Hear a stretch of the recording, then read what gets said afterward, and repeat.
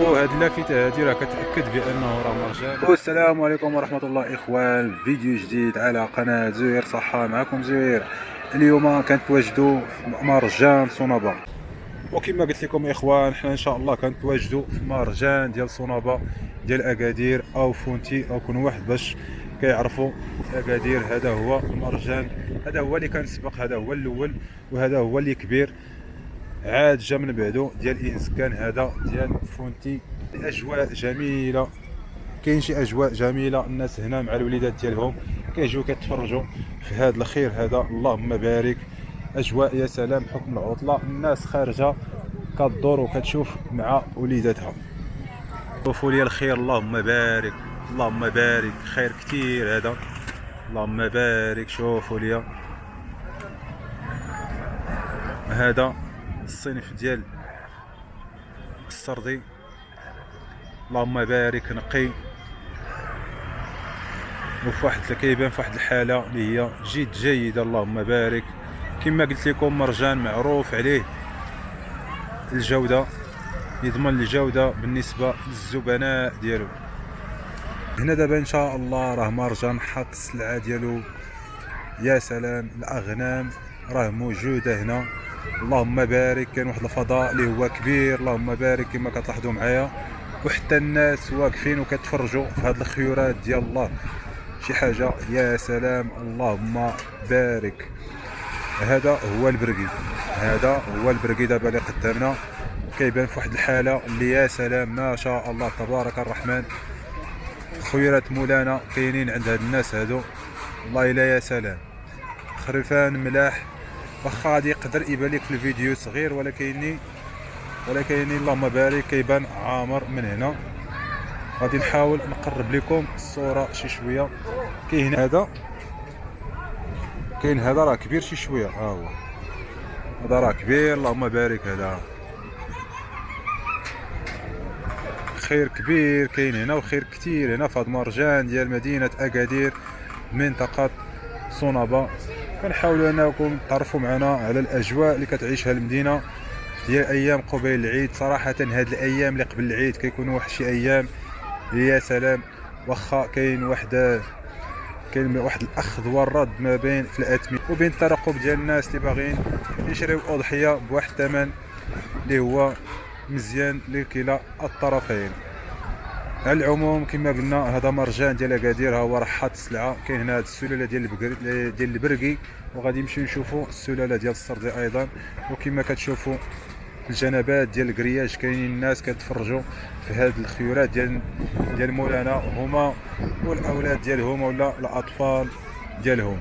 بالنسبه للثمن راه مازال ما تحددش الثمن ديال البيع، مازال ما تحددش الثمن ديال البيع في هذه السنه. هذه السنه هذه في مرجان راه مازال ما تمش الاعلان على الثمن ديال البيع ديال الاضاحي بالكيلو. بطبيعه الحال كما كتعرفوا مرجان كيبيع بالكيلو وما كيبيعش كيما بحال السواق الاخرين، يعني بالمساومه او الشطاره، يعني كتشوف الخروف وكتشطر عليه، لا كتبيع بالكيلو. ولكن هنا دابا مرجان مازال ما تم الاعلان على الثمن باش غادي يبيع لحد اللحظه. كاين في حاله ترقب، والناس كيترقبوا بواحد اللهفه ولا بواحد الصفه كبيره الاعلان ديال المرجان على حساب الثمن شحال باش غادي يبيع. ان شاء الله كنتمناو انه يكون واحد الثمن اللي هو جد مناسب، ان شاء الله ما يكونش داك الثمن اللي جد مرتفع، يكون مناسب ويكون في متناول الجميع ان شاء الله. كما قلنا هذه هي السلاله ديال البقري، كتبان في واحد الحاله اللي هي جيده. يعني كما كتعرفوا مرجان هو راه كيبيع لك الجوده، هو معروف عليه كيبغي يجيب الجوده. والناس عندنا الناس كليان يعني سنين، والناس كيشريو بهذه الطريقه هذه بدون دوك العناء ديال التنقل ما بين الرحبه والرحبه. والا كاع ما كنتيش كتعرف، الا ما كنتيش حريفي، يعني كيخصك تمشي مع شي واحد اللي كيعرف ويقلب ليك الاضحيه ديالك باش يعرف واش فيها شي عيب، واش مزيانه ولا ما مزياناش. مرجان كيجنبك كامل هاد المشاكل هادو، وكيضمن لك الجوده ديال الخروف والصحه ديالو كذلك. والبيع كيتم بالكيلو، وايضا ممكن تخليه عندك هنا، وايضا ممكن تخليه هنا حتى لاخر الليله ديال العيد. وكتخلص عليه واحد المقدار اللي ما عرفتش صراحه شحال كيخلصوا على الليله بالنسبه للفندق ديال الخروف. غادي نمشيو ننتقلوا للجهه الاخرى وغادي نشوفوا الخروف ديال نشوفوا السردي. على فكره بعدا راه هنا كاينين الاعلاف ديالهم حتى هما. دابا تقريبا بقات واحد 20 يوم تقريبا العيد، وكما قلنا الناس في حاله ترقب، وخصوصا بالنسبه للمركز التجاري مرجان يعني كيسولوا كينتظروا باش يعلن على الاثمنه باش غادي يبيع، لحقاش غادي يكون واحد العلامه فارقه في السوق المغربي ان شاء الله. كنتمناو كما قلنا يطيحوا الاثمنه باش كلشي تكون عنده واحد القدره اللي هي مزيانه، ما يكونش الثمن اللي هو غالي.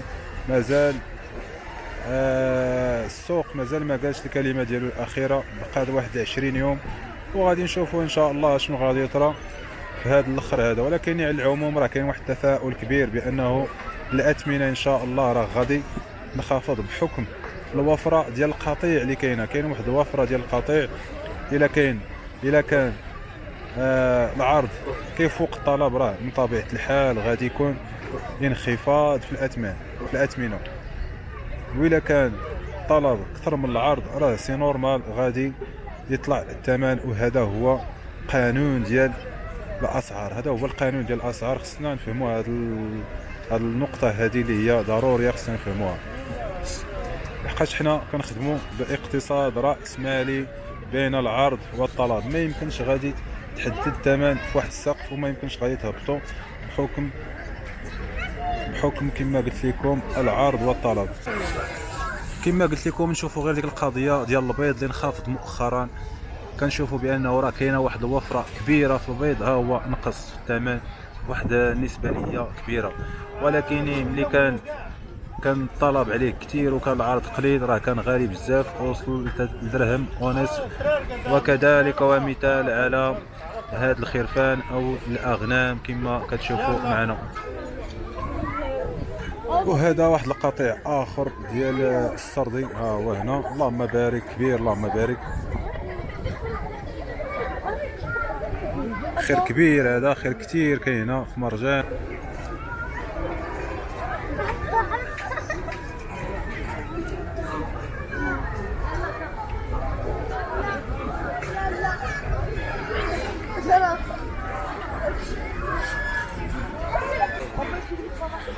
وعلى ما لاحظت هما راه مقسمين هنا على مجموعه ديال الكاريات او ديال المربعات، فيهم الكبار راه هما على ديك الجهه، هادو راه متوسطين، وكاينه الجهه الاخرى حتى هي راه فيها واحده فئه اخرى حتى هي كبيره نوعا ما، يعني على حسب الحجم مقسمين حتى هما هنا.